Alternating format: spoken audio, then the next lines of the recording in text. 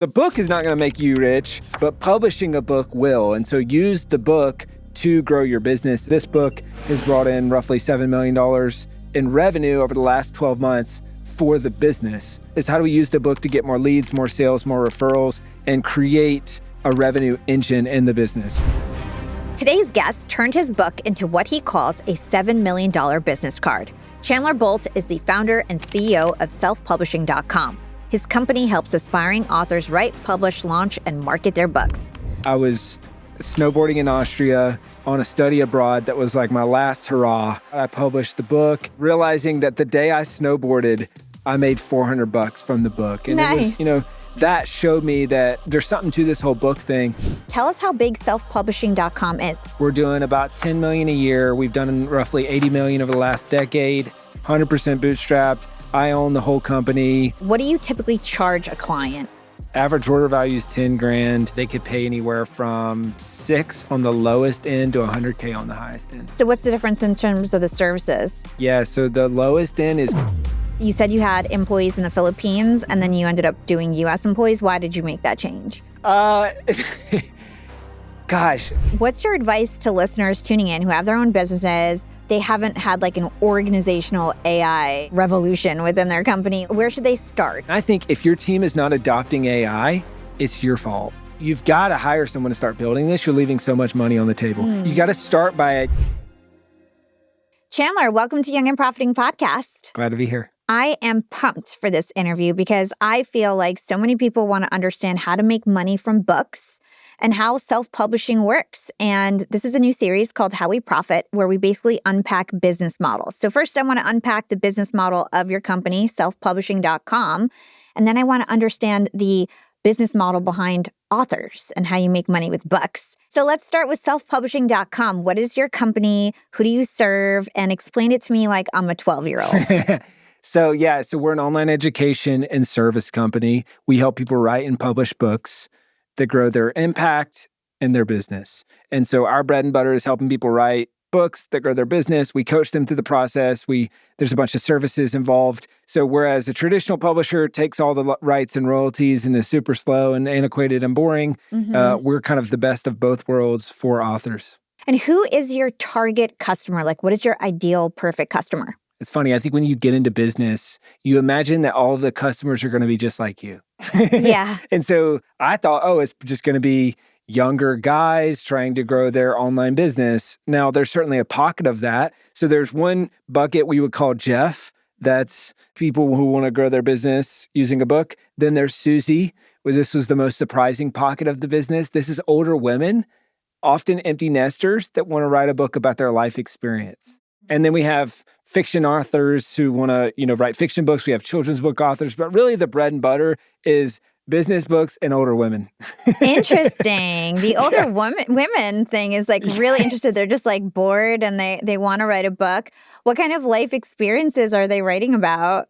It's all kinds of stuff. A lot of trauma, a lot of what's the narcissistic exes. But I mean, a lot of it is at the same time that their husband is kind of wanting to wind down his career. She feels like, hey, my kids are out of the house. It's my turn. It's my turn. Yeah. Like, I want a second act. And so, these kids just got out. And so I've got value to share and I want to help people. So it's very service-minded. And so they kind of choose the medium of a book. Really cool. Well, from me just learning more about you as I was studying for this interview, I know that you're a huge proponent of books having ROI, right? Yeah. Why is trying to get rich off a book not the right way to go? Well, if you want to get rich off of royalties, unless you're James Clear or Hal Elrod, probably not going to happen. But so the book is not going to make you rich, but publishing a book will. And so use the book to grow your business. And so that's what we're all about, is how do we use the book to get more leads, more sales, more referrals, and create a revenue engine in the business. So this book has brought in roughly $7 million in revenue over the last 12 months for the business. Wow. But that's because we strategically use it inside the business. And so that's all of what we're helping people do is say, all right, hey, don't just publish it and then forget about it, but then also don't just publish it and think that you're going to get rich off the royalties. Use it to fuel the business. Yeah, we'll get more into that and how authors make money. But first, tell us how big selfpublishing.com is. Like how many employees you have? What is your annual revenue? So we've got 53 employees currently. We're doing about 10 million a year. We've done roughly 80 million over the last decade. Trying to have the fewest amount of employees as possible. Yeah, I mean, especially in the age of AI, right? I mean, that's the funny thing is when you start growing your business, you think that employees are a proxy for how well you're doing because you show up to the entrepreneur meetups and they say, oh, how many employees you got? What they really want to ask is, how much are you profiting? Yeah. But they won't ask that. So then you think employees are a sign of success when really it's just a sign of you having a lot of expenses. So 53 employees, roughly 10 million a year. We've been at 8 figures the last few years in a row, and trying to scale to 25. And you bootstrapped, right? 100% bootstrapped. I own the whole company. Bought out my business partner early on. Never raised money except for like SBA loans early on that we pay back and all that stuff. But yeah, very bootstrapped. So tell us about the origin story, because you dropped out of college sophomore year. Yeah. And you went to study entrepreneurship, but you decided that you'd do better off just being an entrepreneur. So talk to us about the origin story, and you've been basically doing this since then, right? Yeah. It's funny, studying entrepreneurship is an oxymoron. I didn't know it at the time, but I went to school to learn business. And then 2 things happen. First, they shove you in all the prerequisites, which are totally worthless. But then they also have never ran businesses. And so that was kind of the final straw for me, where none of my professors had ran businesses. I had ran businesses in high school and college. And when I was a freshman in college, I ran the #1 painting business in the company for the company that I was working for. So that gave me the confidence to drop out. And then as I was dropping out, I wrote a couple books about kind of my early entrepreneurial experience. Those books started popping off. And so I'll never forget, I was snowboarding in Austria on a study abroad that was like my last hurrah. I said, I'm going to study abroad and then I'm going to drop out of school. And while I was studying abroad, I published the book. And I remember snowboarding and realizing that the day I snowboarded, I made $400 from the book. And it was, not probably a significant amount of money to most people, but at the time it was life-changing. And so that showed me that this is actually, there's something to this whole book thing. Then people started asking how to do it, and that's when I started teaching it. And you actually started like a little pilot program, right? Before you actually launched your company. Talk to us about that. Talk to us about how you started to really form the idea of having a publishing company and how you tested it at first. If you're thinking about starting a business, don't create a logo, don't create an LLC, you don't even have to have a website. I totally agree. Get customers. If you don't have customers, you have a business idea, not a business. And so for us, we said, well, what's the fastest way that we can do this and validate the idea is to enroll a group of people and teach them. It was 44 people over the course of 6 months that we taught, did a bunch of things. First, it validated the idea because I had chased a lot of ideas that made no money and I didn't want to do that again. But then it also showed proof of concept and created testimonials. And so we had that group of 44 people. Over 60% of them published a book in the first 6 months. So that's what I would recommend to people watching or listening is sell, then build. Validate, preferably in a group setting, not just selling one-on-one your time. And then if you can do that, well, then you can productize that offering or that service or whatever to help a lot more people. Yeah, that actually reminds me about how I made my first big sale with my social media and podcast agency. So at the time, I had one client that I was basically doing her stuff for free, Heather Monahan. You might have heard of her. She's like a big LinkedIn influencer. She's still my client.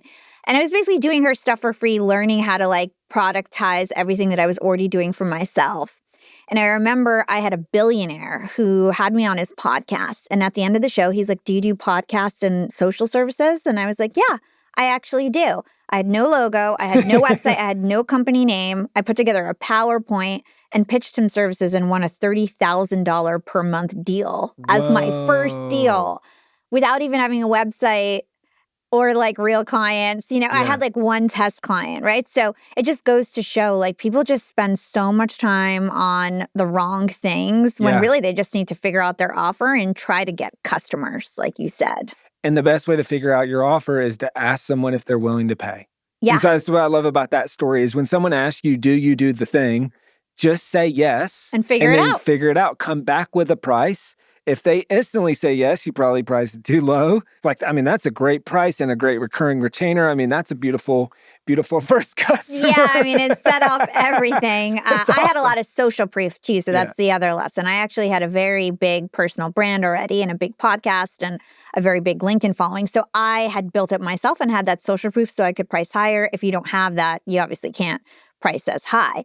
Speaking of personal brand, how have you built the brand of your business? Because you're not like, it seems like the business itself has a big name, but you don't necessarily have a big personal brand yet. Yeah, exactly. It's so funny because early on in business, you follow all the advice, which is, hey, build something that you can sell. You don't want key man risk. And so early on, it was the Chandler Bolt show. And so pretty quickly, I said, oh man, I can't do this because I'll never be able to get out of this business. And so I kind of pushed the business brand to the front and pushed my personal brand to the back, which I think is really smart if you want to sell a business, really dumb if you want to build a long-term brand with equity personally. And so then but we got to 8 figures without a personal brand. We did that multiple years in a row. And then now I just started kind of last year building out the personal brand. So I'm kind of late to this whole personal brand party. I think most people, it's easier to build the personal brand first, like you talked about, and then parlay that into a business than it is to go the other way around. But now we're building out Bolt Media and kind of a 7-figure startup inside of an 8-figure company is how I'm looking at it. And then that'll service both the company brand and the personal brand on a lot more social. But the company's had a big brand in SEO and content for a long time, but that's old. It's not really as much of a brand as it is, I guess, just a big customer acquisition channel. Yeah, I mean, the name of your company, Self-Publishing, that's the first thing that came to my mind is like, damn, he's got the best SEO. The title of your company is so important and people don't realize it. Even with podcast names, right? The title of your podcast is so important. If you don't have a keyword, you're just always like trying so hard to get people to listen and you have to like tell them about it or advertise to them where people are probably just searching up, how do I self-publish? Exactly. And you pop up. Talk to us about that. So, I mean, early on, it was self-publishing school. And then we realized our best customers don't want to be students and go to school. And so I'd kind of negotiated the acquisition of the domain selfpublishing.com. And that was rapidly growing. And that was probably 50 to 150 grand a month in revenue for self-publishing school, just as an SEO and content play. So that kept growing. People kept saying, yo, I don't want to be a student. And so then eventually we said, hey, we need to rebrand because self-publishing school is just not a premier brand in the space. And if we want to own the space of self-publishing, well, selfpublishing.com. I mean, we literally own the domain. So that's when we did a big rebrand. And I learned a lot of lessons. Like I would say in some ways, we still haven't done a good job of the rebrand.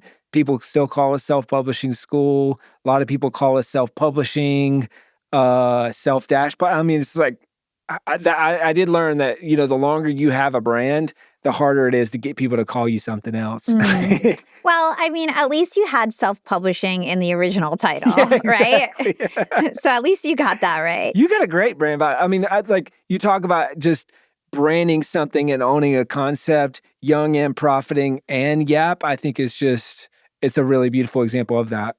Yes and no, actually. So young and profiting I love Yap, and Yap Media I think is perfect, but nobody's searching young and profiting. So I get a lot of listeners that are like, I'm too old to listen to your show. And I'm like, no, you're not. You know, you don't have to be young. Or people will want to be guests and they'll be like, I'm too old. And I'm like, everybody I interview, like most people are like 50 plus, like has nothing. Yeah. So titles are super important. For me, I've always like contemplated, like, should I change the name? Yeah. I haven't. Everything worked out. But but I think it would have been a lot quicker. I know a lot of friends who have podcasts like Self-Motivation Daily or Motivation Daily, and they get so many downloads, have no online presence. They don't try hard, you know? So make your life easier and put a keyword in your business name. I promise you guys. Okay, let's talk about how you actually make money with your business. So what do you typically charge a client? Average order value is 10 grand. They could pay anywhere from 6 on the lowest end to 100K on the highest end. Okay, so what's the difference in terms of the services? Yeah, so the lowest end is coaching and content only with no services.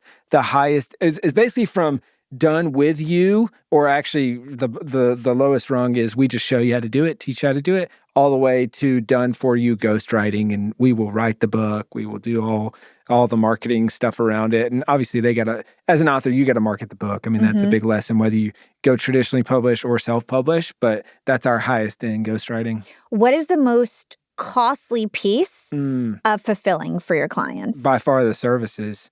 I mean, we live in such an interesting time with these online services, businesses, coaching businesses, whatever else. Is I think the early days of the gold rush, it was just a course. Just have a course. Yeah, and it was the gold rush. We need some coaching. Okay, so let's have coaching. And I think we were one of the first people to really do coaching at scale. I mean, we have a team of 7 to 10 coaches that have all written and published books that do it at a really, really high level. But then you get to a point, and I think that's where people see the landscape being so much more competitive these days, is done for you services, which everybody else just calls services, by the way. I don't know why in our weird world people call it done for you services. But then you start adding that is really, really expensive. And so in the beginning, we built out a lot of that in the Philippines, had some mixed results. Then we've onshored a bunch of that stuff, but it's by far the most expensive delivery piece. So when you look at our COGS are more like 25 to 30%, whereas a bunch of our competitors or people in the online coaching world would say, oh, my COGS are like 10%. So that makes it a little tricky because we can't spend as much to acquire a customer. And so there's just kind of more hard costs with the business. Yeah. So it's mostly because you have to hire talent. Exactly. And retain that talent and train that talent. And so what happened when you said you had employees in the Philippines and then you ended up doing US employees? Why did you make that change? Yeah, we still have employees in the Philippines, but I think anything customer facing, I mean, like it or not, people in the US just don't want to talk to people in the Philippines. I'm facing the same thing. We've got a lot of back-end folks that do copywriting and video editing internationally, but anybody client facing has to be US. Yeah, which is, I mean, you can call it whatever you want, but your customers make the rules. So, I mean, I'm not saying I agree with it, but my customers are making the rules. And so then we realize, oh, well, if they're talking to customers, they can't be in the Philippines. So then you build this complex network of training back-end staff to then pass it off to the person who's talking to them. But then now you have double the labor. And now, especially in an age of AI, it's like, well, if you can train someone relatively quickly in the Philippines to do it, you could probably just build an AI agent to do it. Yeah. And so why would you do that? And so that's where we still have people there, but we've onshored a lot of it. Yeah, I think people are really worried about job loss with AI. But for me, I'm hiring way more in the US than I used to because I'm doing the same thing. Instead of thinking about hiring more international people, I'm like, well, one US employee who could create like 4 agents would be the same as one US employee and hiring 4 international supports for them, right? Yeah. So that's how I think about it too. It is interesting how the jobs that are getting eliminated with AI are the offshore jobs and the lowest paid jobs typically that are outside the US. And to your point, I can now hire assistants that I used to hire in the Philippines or in Latin America or whatever else. And I have 4 assistants for my key people on my team, but it's just all built with AI. So I agree. I think most people sure, it's coming for a lot of white collar work. Don't get me wrong. It is eventually. But right now, this is for agencies. I feel like this is what's happening. I'm starting to feel like, well, it's hard to manage a lot of people. It's like the headache of managing people and training people. And it's like, well, I'd rather just have somebody who's like in Austin, for example, and using AI. Yeah. It's so funny because we've built AI managers and we're in the process. I mean, we're probably about halfway done of replacing all of our managers with AI. Wow. And it's crazy because if you think about it, management is sameness and it's repeating yourself. And so I'm kind of like you. I'm so tired of repeating myself for the 100th time about the same exact thing to an imperfect human that then does it wrong again. And so I would rather just train the AI manager to do it. And then I have really good and skilled leaders. but then now all of a sudden there's way less ping-ponging and coordinating in the organization. And maybe in a business like yours, it's like, okay, that account manager doesn't have to manage 5 people. So instead of having 5 clients per account manager, we have 8 or whatever. Maybe it's 10 now. And so they're twice as productive and I pay them 30% more or 50% more. So then it's a win for the employee. It's a win for the business. It's a win for the client. I love that. Well, since we're on the topic, talk to us about how you've implemented AI. I know that you've done a lot with it. Oh my gosh. Everywhere. Everywhere, which is really controversial in my line of work with books and stuff. Yeah. But I think, so we're building AI managers. We've built this massive, we call it the hub, where everything for employees is inside of this AI hub. Every call that we have in the business is recorded, reviewed, and scored. Automatic note taking. We have hundreds of one-on-one coaching calls a week. So now all of those are recorded, documented. The recordings are sent to our customers. The action items are pulled out for them. So it makes our coaching more effective for our customers. It saves our coaches time. We're building out the AI managers. It's just all kind of iteratively getting better. And then we build out kind of one-off, like I have my own set up in Obsidian and Claude and like note taker, and it's kind of disseminating information, helping me make better strategic decisions. My assistant's building stuff alongside me to then pull notes or action items from meetings. So it runs the gamut from my personal productivity to ultimately trying to make every single person in the business more effective. Yeah. Talk to me about how you actually rolled it out, because I think you hired somebody on your team who like leads AI, right? Yeah. So kind of, there's all the headlines about Block laying off 4,000 people or 6,000 people and basically changing the org chart. And so we're in the middle of changing the org chart where there's only 3 roles that exist. There's individual contributors, there's player coaches, and there's directly responsible individuals. So think someone who owns an initiative for a limited period of time. But exactly what you said is the individual contributor. We've now broken that in half and said there's doers and there's builders. And so we have 1 or 2 builders in the company. Their job is to build AI tools that make everyone else and everything else in the company more effective. And so those people already worked for me, so I didn't have to, I guess I'm fortunate in that way. I didn't have to go out and hire like an AI implementer or something, but we just claimed back their time and then got them building things one at a time to where now all of a sudden they built something that saves them 5 hours a week. So then they got 5 more hours to build, and then they use that to build something for somebody else that saves them 5 hours a week. And so it kind of just iteratively starts speeding up and to the point where we are now, which is just, it's basically their full-time job. That sounds incredible. I feel like there's a lot to learn from you on that front. So what's your advice to listeners tuning in who have their own businesses? They're using AI personally, and people on their team are using AI, but they haven't had like an organizational AI like revolution within their company. Like where should they start? What should they do first? You got to start by identifying a builder in your company or hiring them externally. And so I was talking to a buddy about this the other day. I'm like, dude, you've got to hire someone to start building this. You're leaving so much money on the table. And I think if your team is not adopting AI, it's your fault. And I would not expect them to build the thing that they're going to use. I think it's my responsibility as the CEO of the company to structurally build stuff that our frontline people can use to make them more effective. And so that's in the early days, you see all this stuff of like, everybody needs to be AI native. And it's like, okay, yeah, that's true. But are they really going to be building innovative solutions? Probably not. They're going to, on the margins, implement some things that slowly make their role better. That's great. I love that. And so we got the whole team using it and encourage people to use it. But then where things really changed is where we started implementing the builders. And I started pointing them at problems and started having them come alongside people, starting with revenue first, because obviously if you got more revenue, well, then you can kind of pay for everything else. But then, so it was like, what are our highest revenue things? Doing that for people. What are our lowest margin, biggest time wasters? Okay, let's build all that stuff. So we automate and kind of, save employee time, save back end stuff. We're able to trim our staff and be a little bit more leaner and stuff like that. And then it just starts kind of compounding. Okay, let's go back to your business, how you make money. So what would you say your highest margin services are? Like, what do you love to sell? Yeah, I would say I love this Keith Cunninghamism that's every number in your business you should look at in 3 formats, which is dollar amount, a percentage, and a per unit.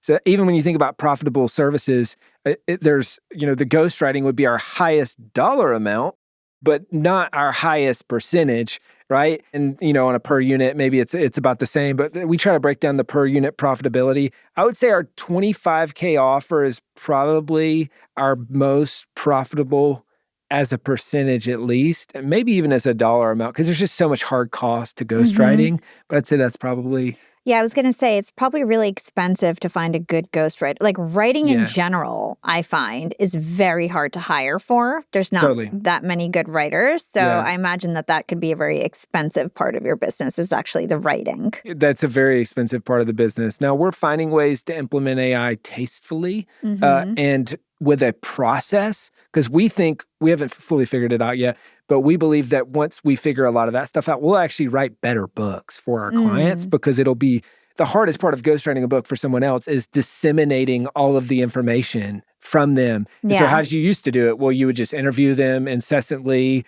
and look them up and research. And so you end up with 20 to 50 hours of research time to try and distill their voice and all that. Well, AI is really good at that. Yeah. So we're figuring out ways to do that. But yeah, I'd say that's our biggest cost center. And then in a weird way, our highest margin is our $6,000 product, because there's no services. So it's a percentage, but it's not like we're going to get rich, or certainly not going to get to 8 figures just slinging that price point. Is there a service that you decided to turn off at some point where you're like, this is just not worth it? Tell us about that. Course only. I think courses are dead. I think courses are dead too. Which is so sad. RIP courses. And as someone who is a course creator and built a business off of that, but even before AI, we decided to shut down our course only offerings because people just weren't implementing it. Yeah. And so, sure, can we make money off of it? Yeah. But it's just not a good sustainable business. Like, I think if you are in business where your customers aren't successful, at best, they're not successful, and at worst, they're pissed off and think you're just scamming them. That's not a sustainable business. So we cut that off a long time ago, and we said we're not going to sell anything above a threshold. Like if it's $100 or below, okay, cool. Yeah. But that's not really a major revenue driver for us. But if it's above a $1,000 threshold, we're not selling it without having some sort of coaching component. Yeah, I think that makes a lot of sense. I think there's one exception. I think AI courses are the only thing right now that can make money. Yeah. Okay, let's talk about how you get your customers, your marketing channels. What is the typical way that you're acquiring a customer? How much are you willing to spend on acquiring a customer? It's funny because most people in our space only get customers through ads. And we got to 8 figures without really doing much ads at all and without having a personal brand, which, those are the two That's playbooks. Incredible, yeah. Right? If you're running a coaching business, well, you either have a massive personal brand and or you get really good at spending money on ads. But for us, it's partnerships. That is that'll be probably 6 to 8 million this year. And so we go speak at events. We've got a speaking team of 7 people or so that go out and speak on the company's behalf. Oh, wow. I'll speak at the big ones, but anything else, there's the team's going to speak. We'll do webinars, all kinds of stuff. So there's the partnership bucket. Then now we're starting to get good at ads. So we just last week passed 1 million for the year, which is not crazy, but we're starting to pick up some momentum there. And then last is content. And if you're ranking by revenue, it would say secondly is content, but that's SEO, that's our blog, and then now obviously building out the media team and the media company, that's YouTube, social, Instagram, DM funnels, all that stuff. And then how much we're willing to pay to get a customer, I'd say is roughly $2,000. Okay. We'll go higher depending on the terms and depending on if it's on the back end or the front end. Let's talk about the speaking engagements. I think that's like a marketing channel that I haven't heard of. Yeah. I'd love to really unpack that. Talk to us about how you find these speakers. Are they your coaches? How you get them opportunities? Are they getting the opportunities or you? How are you paying them? How are they soliciting the offer? How are you closing the clients afterwards? Walk us through the whole thing. Yeah. I think a lot of people are sleeping on live events. And it's crazy. What's old is new again, right? I think pretty soon TV ads are actually going to be very profitable because everybody's went digital. Yep. And so with events, what we do is we've got a whole playbook. So I just think of it as a B2B sales team, which obviously you get a lot of experience in and are really good at. And I almost think some of your podcast booking engine is kind of like a B2B sales team. Mm-hmm. But so it's B2B sales, except we're selling events on having us come speak. And so they do the outreach. We'll either do a sponsorship or a back-end deal where we'll give them a cut. And then our speakers, they're all internal staff. So we take our best salespeople, we take our best coaches, predominantly best salespeople, because if you can sell one-to-one, you can speak one-to-many. And so we train them up. We have really intensive training that we send people through where they get a bunch of small at-bats and kind of work their way up depending on how well they do. Then we use that plus the book itself to then go speak. We've got a booth. We give away a ton of books, which means we capture the leads of almost the whole room.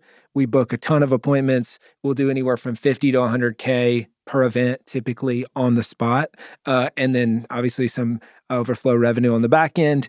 And we'll do 50 to 70 events this year. So that's kind of the core of that side. We did a video on my personal YouTube channel kind of breaking down that whole blueprint. But that's I feel like that must be giving you guys some ideas for your own business, because I feel like that's just like a really unique model. Going to conferences, sponsoring them, getting on stage, using your own employees who are like your rock star employees to be the speakers and having a funnel that way. And live events convert so well because there's just something about being in the room with somebody who's really smart, who has the solution that you want. It builds the trust really fast. Webinars are also awesome too. What are you guys doing with webinars? Are you using your ads to funnel to the webinar? Yeah, well, we don't. So we do a webinar every week, at least one, and that's sometimes me, sometimes people on the team. Similarly, that's kind of like a speaking development funnel. But we don't often run ads to webinars just because the logistics are a little tricky. Where if you're running an ad to a live webinar, well, then you're constantly refreshing your ads, the times, the creative. Then you got to deal with show rate. If we're spending money on Saturday for a webinar next Tuesday, are those so just got really complicated. So we kind of just said, screw that. We'll just run ads to a VSL instead, and then we'll do a lot of our webinars internally. But and a VSL is a video sales letter, by the way, guys. Yeah, so basically 5-minute video, 5 to 10-minute video, selling one-to-many what you do. It's funny you mentioned live events being one of the best sales mechanisms for people. I think if somebody's trying to get your first customers for your business, it's very simple. Find a local event that is specific to what you do or tangential to what you do. Convince them to let you speak at that event. And then plug what you do subtly, or maybe not so subtly if they let you, in that talk. And so this was actually one of the first, I was doing webinars. Yeah. And this is one of the first event that I spoke at. I went locally, spoke to 27 orthodontists, which you'd think, hold up, you publish books, why would you speak to orthodontists? But about creating a book that helps them grow their practice. Yep. And an hour later, I walked out with 18 grand in sales. Amazing. And that was when the light bulb turned on for me, where I said, oh, hold up.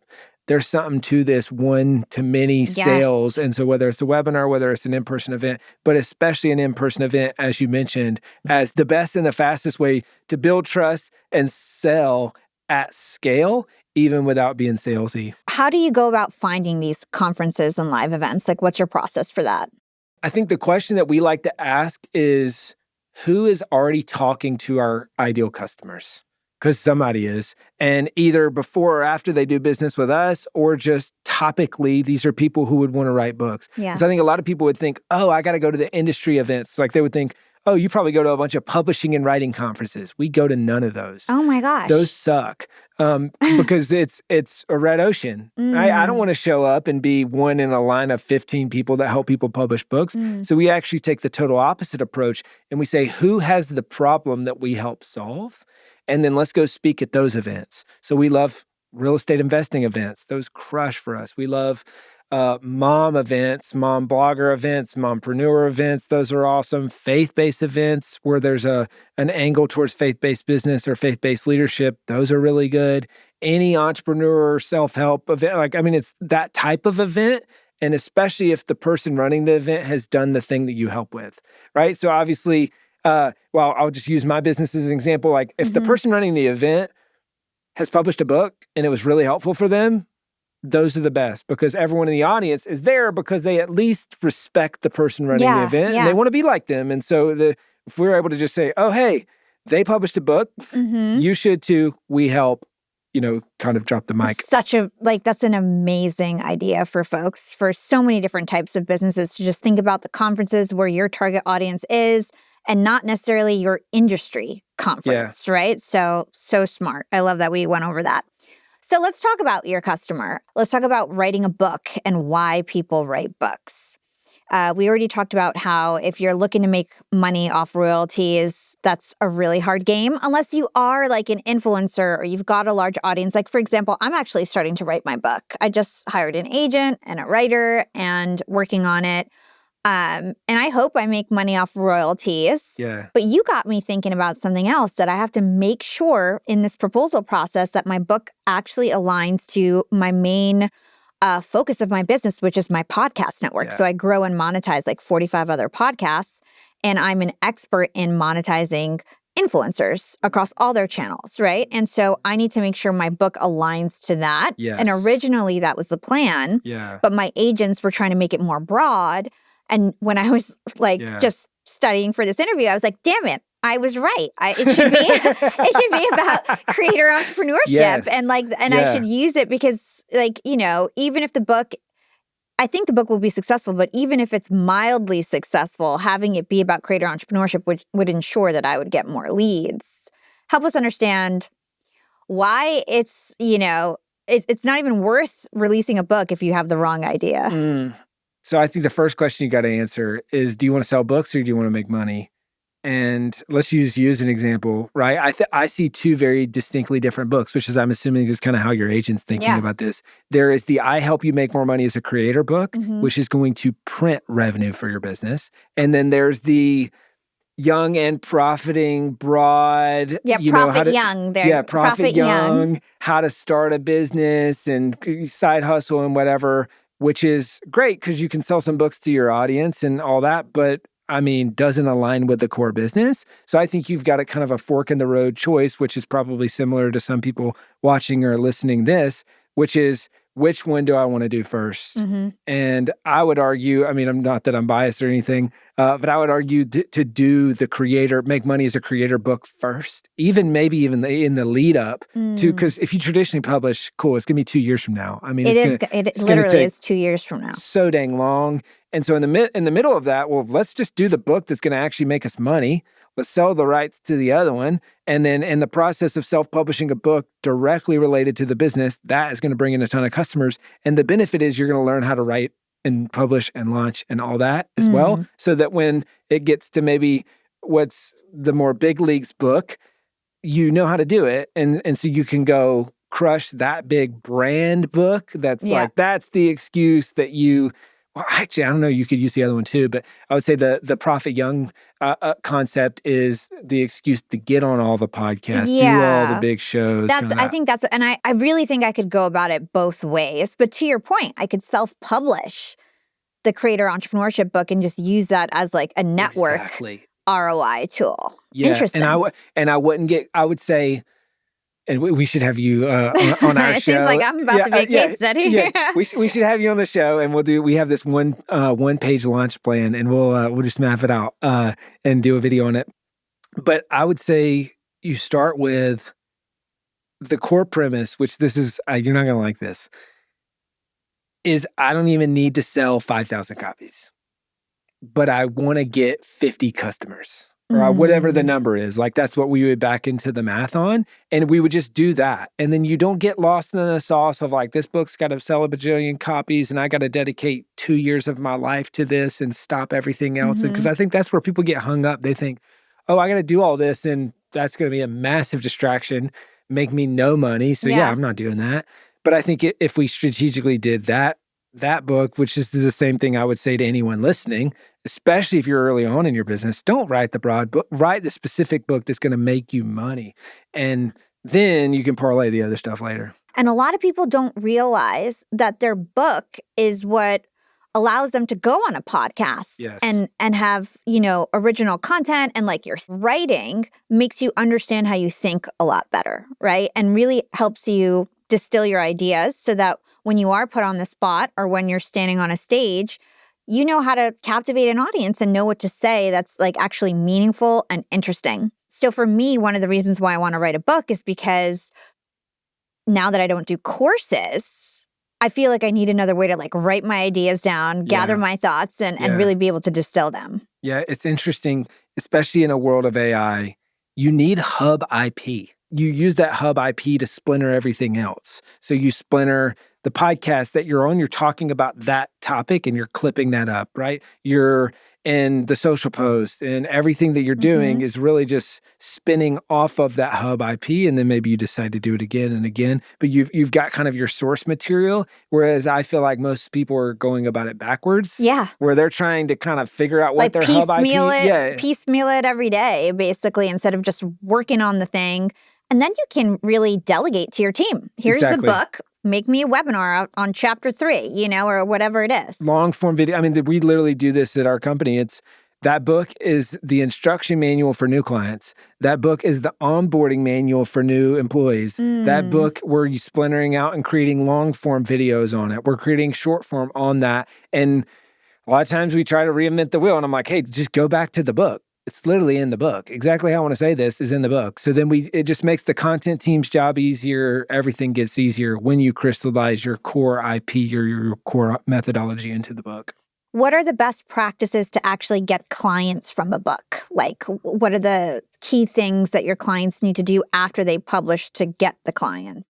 Well, I think the secret weapon is go speak at events and give away the book for free, which people get super weird about.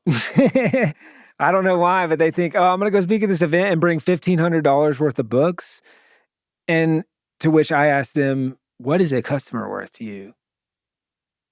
$1,000, $10,000, $25,000, $100,000. So if you just get one client, yeah, that's way worth it. And so I just I reframe giving away my book as what is my cost to acquire a customer? So books, that book will cost me maybe $7 a book. And so, yeah, if I bring 100 copies, it's $700. So if I go speak at an event, a few hundred people, well, then I'll bring a couple hundred copies. That creates some urgency and some scarcity around it. And so people are bum rushing the booth and then booking appointments. I mean, it's just mayhem. We're signing a bunch of books. And so that is the secret weapon. But if you're running more of a online business, let's say, well, use the book to get leads, sales, and referrals. So integrate it into every opt-in, to use it as surprise and delight. Get people to show up to webinars by giving them the book if they show up and stay to the end. Use it before or after sales calls, and you'll convert more people into customers. So just integrate it into the existing sales funnel that you have, and you'll see all of your numbers go up. What about somebody who's like, if I put all my secrets in this book, no one's going to buy from me. They're just going to do it on their own. I love this quote. It's give away all of your best stuff for free and people will pay you to tell it to them again. I mean, people, and I've done this, you've probably done this. You read a book and you say, oh my gosh, this is really impressive. This is obviously the person to learn from on this, and I don't want to do it. Yeah. Like I want to just pay them to do it for me. And so then I become a customer of that person because I just want to write the check. Or I sign up to have that person mentor someone on my team because I'm trying to transmute that knowledge into my company as quickly and easily as possible. So give away your best stuff for free. People will read it. Sometimes they won't even read it. And they'll just say, oh, well, I need to work with you on this. And so just by the pure act of them seeing the book or buying the book or whatever else. So give away your best stuff for free, and it will be the best thing you do to grow your business. I totally agree. Do you ever get pushback that you're making book writing like no longer an art if it's more of like a marketing channel? I've been called a lot of bad things. That's probably one of them. I think there's these people that romanticize writing, and those are the same people who they would say, oh, I have the best looking book cover. And to which we would say, but that's not the best selling book cover. So I don't care if it looks good if it doesn't convert. And same with, Robert Kiyosaki would say it's not best written author, it's best selling author. And so I think your ideas can be great, but if people don't buy them and read them, they're meaningless. And I think the people making that argument are totally missing the point and just yelling into the void that no one's listening. You mentioned a word that really got my ears perking up, which was best-selling. And we know that everybody who's an author, they want to be a New York Times bestselling author, a USA Today bestselling author. What are the hacks or secrets that you can tell us about becoming a bestseller? So the little known hack about getting on the New York Times bestseller list is that you can pay someone $250,000 and buy 10 to 12,000 copies of your book, and they will game the algorithm and you have a chance. Now, this is, I've been happening. I've heard all about this kind of stuff. I mean, that is like the thing where people say, well, I got to hit the list. Well, you got to sell 10 to 12,000 copies. There needs to be some in local bookstores. There needs to be some in physical bookstores and Amazon and bulk purchases. It's this complicated algorithm. And yet at the end of the day, it's so stupid. The New York Times is a joke. And the New York Times bestseller list is even more of a joke because it's editorial. So I know plenty of people who have sold way more than enough copies. It's roughly 10 to 12,000 in week one or in the lead up in week one. That's what you need to sell. But they didn't make the list because the editor said, hey. So it's like a person deciding. It's not like just like a formula. Yeah. And so that's where, in my personal opinion, the other lists are a better aspirational goal. But I think the bestseller lists, chasing that is a dumb goal if the end goal is to grow your business. And so I'd rather have 100 customers than briefly hit number one on some list because it just doesn't matter anymore. I totally agree. It's just an ego thing, I feel like. So like I mentioned, I'm writing a book and I'm in the proposal process and I'm really trying to laser in on the idea. And I think you've got this great idea framework that you've talked about recently. Can you talk to us about how to really think of the best book idea for to drive ROI for our business? Yeah. So we did this whole series on the YouTube channel about the $1 million author. And then so basically there's 4 components. You got to come up with a $1 million idea.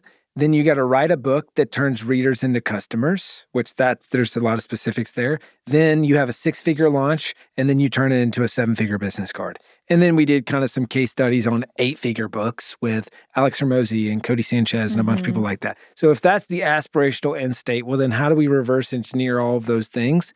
Well, you need something that speaks specifically to your ideal customers, right? And so the way I would think about it is the 4 Ps, which is person, pain, promise, price. So let's say maybe this is the creator that monetizes a creator book. Well, then the person is someone who maybe has 100,000 followers or more. I'm just making this up. Yep. The pain that they have is, their revenue's super lumpy and inconsistent. They're tired of being hand to mouth on brand deals, and they want to find a better long-term strategy for revenue.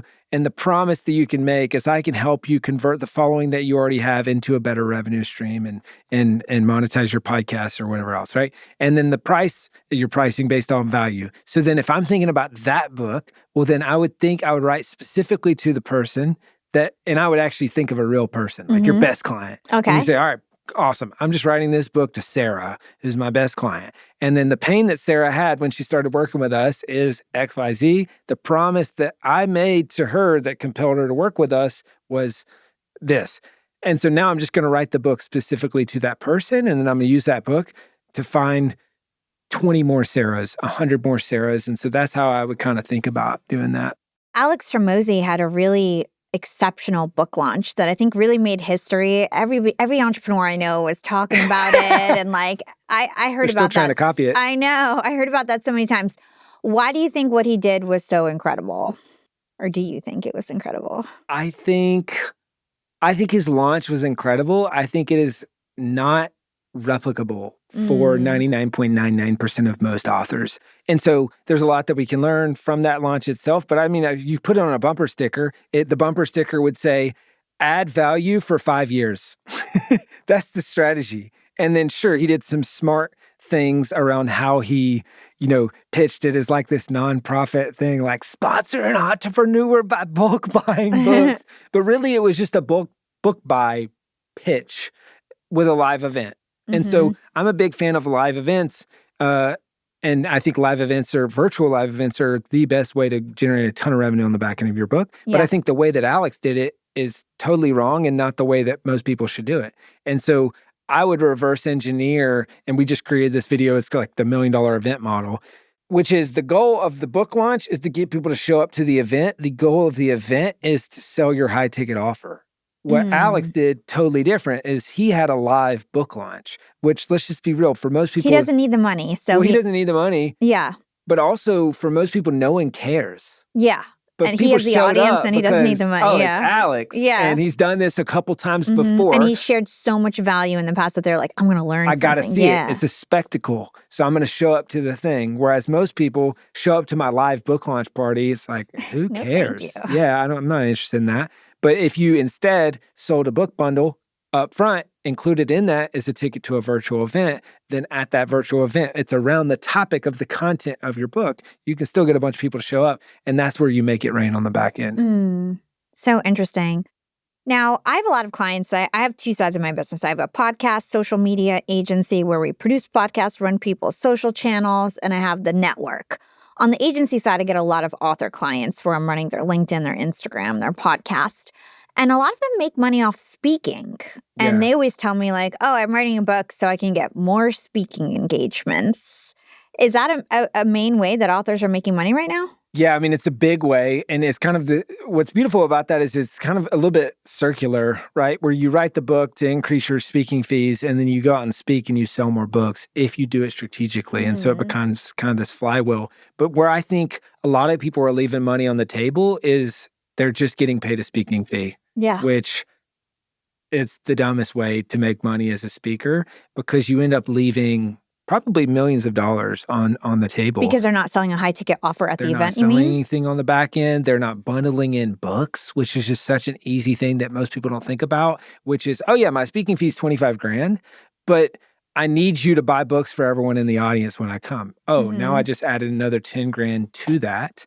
Especially if I self-published that book, I just added more money in royalties on the back end. Or maybe I'm making some sort of offer on the back end. And so the first year I ever spoke was 2018, and my goal was to go 0 to $1 million. Yeah. And we did it on like the last day of the year, which was crazy.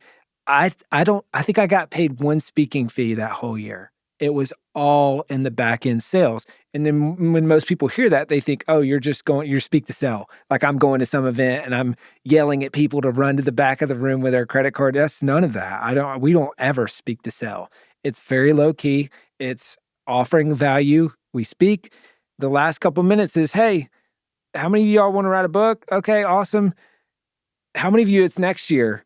Great. Here's a free copy of my book. I don't have enough for everyone, but it's back at the booth.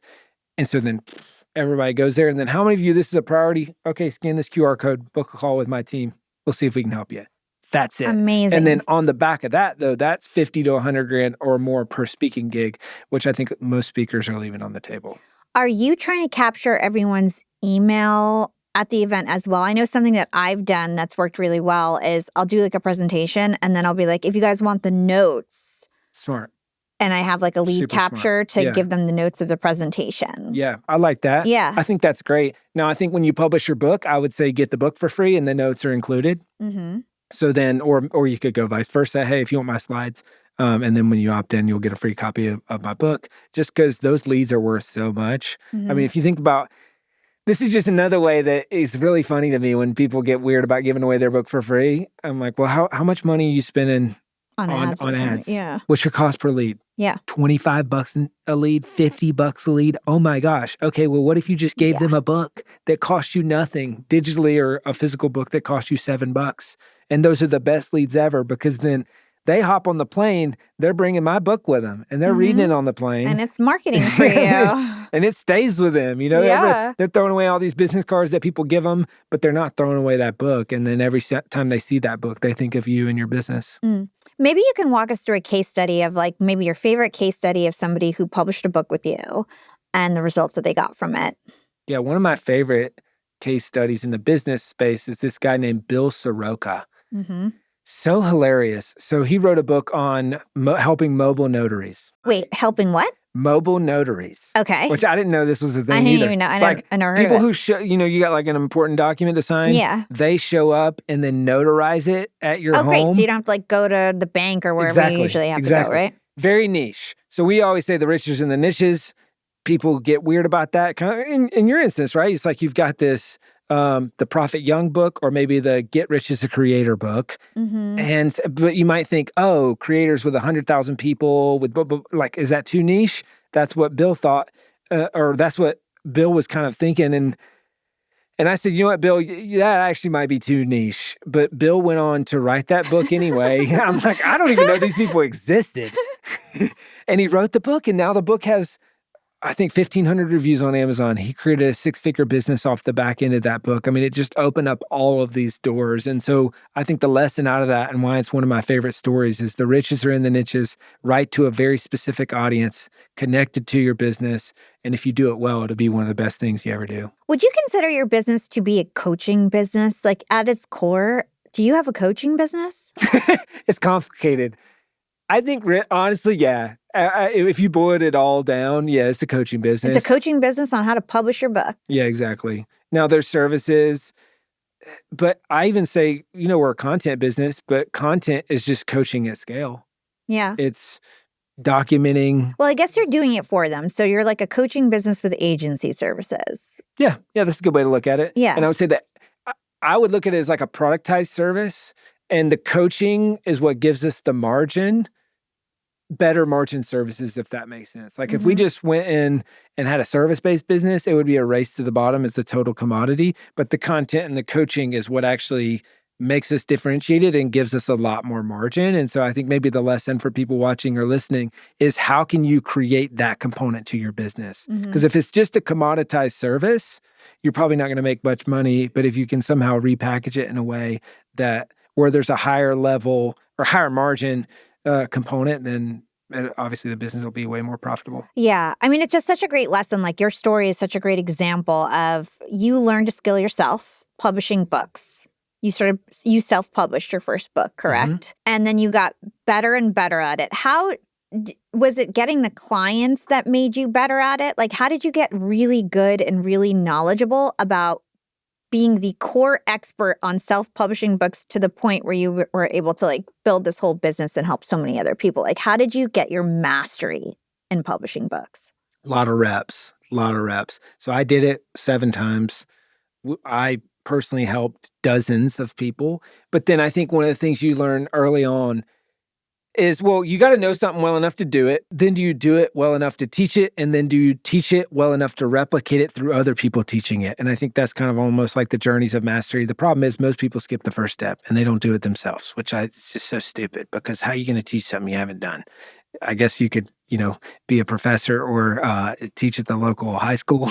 Yeah. What's it? Those who can't teach, I guess. For me, I'm like, I can't teach something that I haven't done, so I got to go do it well enough to teach it, and then teach it well enough to replicate yourself. But I think most people get stuck in that final piece, which is you've got to productize and create process around what you do. And so that was early on the big leap for me because everybody's business caps out if it's 100% reliant on you as the fulfillment person. And so that's where early on I realized, oh, shoot, if I'm coaching all these authors, I don't have time to grow this business. So I got to get out of that one-on-one fulfillment. And so that's when we started hiring coaches. And now those coaches do it way better than I did. And that's where, a lot of times people are like, well, I want to work with you. I'm like, no, you don't, because my coaches are better than me at this right now because they're in the trenches. They do it all day, every day. I'll give an example with myself to kind of explain this. So I became an influencer on LinkedIn. And I knew the algorithm inside out. I still do. But there was a period of time where I was so focused on my business and I had a team running my LinkedIn that like there was a period of time where I was like, I don't know how the algorithm myself works. Like I need to get back in it and be hands-on so that I know how it works. How do you keep things fresh? Because you've been doing this for how many years now? 20 years? 10 years? Something like that. Yeah. 12 years or more. It's interesting you mentioned that because I think there's 2 things that come out of that. One is I think there's a handful of levers in your business that you just have to never get out of. And so it's funny you mentioned with your LinkedIn or whatever else. And I'm relearning this because we hit a plateau of growth and it was super frustrating over the last couple of years. And I realized what had happened is I stopped doing the core things that made the business grow. And so I've had to re-ask myself the question of what are those 2 or 3 things that if I spend time on them every day, the business will grow way faster. And then I've had to audit my calendar and say, how do I cut everything else and spend as much time as possible on those things. What are those things? It's creating content. It's one-to-many speaking. So, I mean, essentially when it comes down to it, it's rainmaking, strategy, and talent, which I think are the job of any good CEO is you need to be able to do all three. The strategy is, if you've got 50-something people working on a dumb strategy, well, then you're just, rowing a big boat in a circle. And so you got to have a better strategy. Then, are you rainmaking? So are you kind of bringing in deals and stuff like that? And that's not everyone's gift, but I'm decently good at it, so I need to be rainmaking. And then the talent. Are you attracting, retaining, and developing the best talent possible? Because that is your fuel for growth. And so I think that's what it comes down to. And I realized a lot of other things I'd let creep in, and I had to prune all that stuff out and get back to core principles. But then to answer your question around getting stale in the business, I think you got to go on fun quests inside of your business to keep you from chasing new businesses, which is so dangerous for people. I mean, I think the two most dangerous phrases in entrepreneurship are what's new and what's next, because you end up chasing all of these things and you end up with split focus and your business doesn't grow. So the way I kind of gamify it is I find new and interesting problems in the business, and then I go solve those things. And so I mentioned we're building out the media company and the media team right now. That's new. That's interesting. That is something that we've never done before, and we sucked at, and we're slowly getting better at it. That will make the core business grow, though. Yeah. But anytime I've kind of gotten squirrel syndrome and said, oh, yeah, I need to come over here and start doing some investing because the business is spitting off all this cash. Well, then now I got two problems. I got really bad investments, and I got a business that ain't growing. Just focus on your business. 100%. Yeah. I love that. This has been such an interesting conversation. I feel like we really learned a lot about book publishing from both angles. We learned a lot about your business. Last couple questions here. I know you talked about a challenge of you recently feeling like you needed to get back to the core essence of your business. What other big challenges have you had in the last 12 years? Like, what were some of the big things that you've navigated? So many. Entrepreneurship is an exercise in repeated failure. You most likely are going to fail before it even gets off the ground. You're going to have big failures all throughout the journey. Every next growth stage meets new failure. You hit $1 million, now you got new problems. You hit a few $1 million a year, now you got new problems. You hit 8 figures a year, you got new problems. And so we've got a mantra at our company: fail fast, fail forward, fail often. I mean, I think failure is the fastest way to learn and grow. And so whether it's been early on, my business partner trying to kick me out of the business, going multiple 6 figures in debt, borrowing money out of my parents' retirement, buying him out, or more recently, reinventing ourselves as a company, building an in-person office, going from 0 to 20-something employees in person in Austin.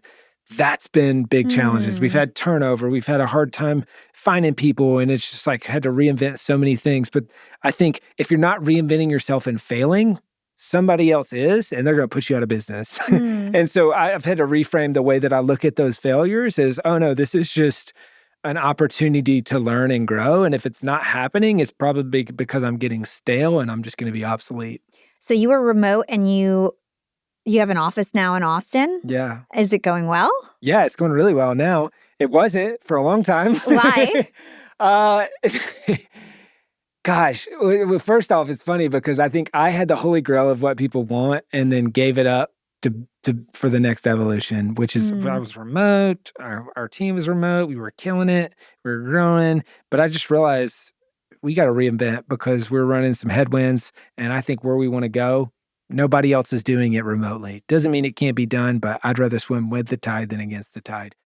And so I think why it was difficult is because in classic entrepreneur fashion, I tried to rip the Band-Aid off and do too much all at once. And then I just ripped out a bunch of my core infrastructure, and I didn't realize how important that core infrastructure was to my sanity, my time, the business's success. And so then it took me a while to rebuild that infrastructure. And I didn't realize that, I think at the time we had 65 employees and we were all remote. And I'd been working with a bunch of these people for years and years. And so you just have, everything's easier. But if you're trying to build something from scratch, now there's two ways to do it. You can just import your whole team, or you can kind of build from scratch. And that's what I chose to do, mostly just because I knew if I tried to force everyone to move, that would be happen, just a bunch of turnover and stuff. So I think I simultaneously tried to do too much all at once and delayed some of the hard decisions that I need to make. So I just straddled the fence, and that just really screwed us for a while. But we just kind of brick by brick started building it and bringing the team Do you together. like being in the office? I'm actually considering, I have a fully remote team, 60 people around the world. And this year I'm like working on getting an office and like hiring more. Yeah. I've got like all these JDs out for Austin for producers and creative directors, and I'm working on it. I love it. You like it? I think Okay. it's really, really hard. It takes a specific type of person. So don't get me wrong, there's tons of trade-offs. I take a nap every day. I used to take that nap in my bed. And now I'm like putting my face down on my desk, and that kind of sucks. I've got a commute. I didn't have a commute. I mean, there's all of these trade-offs. Hiring talent is way harder. There's a bunch of stuff that matters that you didn't previously matter. You've got a whole bucket of problems that you didn't previously have, and things that you got to think about that take up brain space. It's just like, why are we talking about this? Like, what's in the office? What's our policy on this? Yeah. But I think at the end of the day, it's worth it because businesses move at the speed of trust and communication. And the fastest way to improve both is to get in the same room with someone. Yep. And so, yeah, it's worth it, but it's really hard. And we can talk about kind of a lot of the lessons I've learned, but I think it's a worthwhile pursuit. Amazing. Okay, well, I end my show with 2 questions I ask all of my guests. The first one is, what is one actionable thing our young and profiters can do today to become more profitable tomorrow? You got to get in rooms with your ideal customers. And so sell one to many. So that's the kind of we talked about earlier on the episode. With all the conferences. The conferences, show up and speak at those conferences, or maybe it's webinars, or maybe it's writing a book and then putting that book in the hands of all of your ideal customers, but find a way to sell and find a way to sell one to many. And if you do that well, your business is going to grow exponentially faster. Love that. And what is your secret to profiting in life? Secret to profiting in life, I think, is having a high no bar and not caring what other people think about that, and being willing to be unreasonable and weird. It's like, no, I do not go to the grocery store. No, I say no to all of these things so that you can prune out the stuff that doesn't belong and only have the stuff that truly moves the needle, that either makes you a ton of money or makes you really happy, or preferably both. And then, that's kind of how I think about it. Amazing. And where can everybody learn about you and selfpublishing.com? Yeah, so you can check out our social content on selfpublishing.com, Instagram, or YouTube. We put up a ton of videos there. And then Chandler Bolt is all about scaling the business. You can go to selfpublishing.com/Hala if you want to book a call with the team and chat about a book and how we can help and that sort of thing. Cool. I'll put that link in the show notes. Thank you so much. Thank you. This was fun. And that, Yap Fam, is how Chandler Bolt profits. The big lesson is that a book does not have to be your product. You're not going to make a ton of money off your book unless you're super famous. But for the right entrepreneur, a book can become your funnel, your credibility builder, your referral engine, your content engine, and it can help you sell everything that you sell in your business. Today, Chandler showed us how selfpublishing.com actually makes money, what it costs to help authors publish, where the margins and hidden costs live, and why the right book idea matters so much. Because when a book is done right, it's not just something that sits on a shelf. Your book can turn into leads, clients, speaking engagements, referrals, and long-term authority. Thanks for listening to How We Profit Wednesdays, the Young and Profiting series where real entrepreneurs share real numbers, real margins, and the real story of how their businesses actually work. I'm Hala, and I'll see you next time.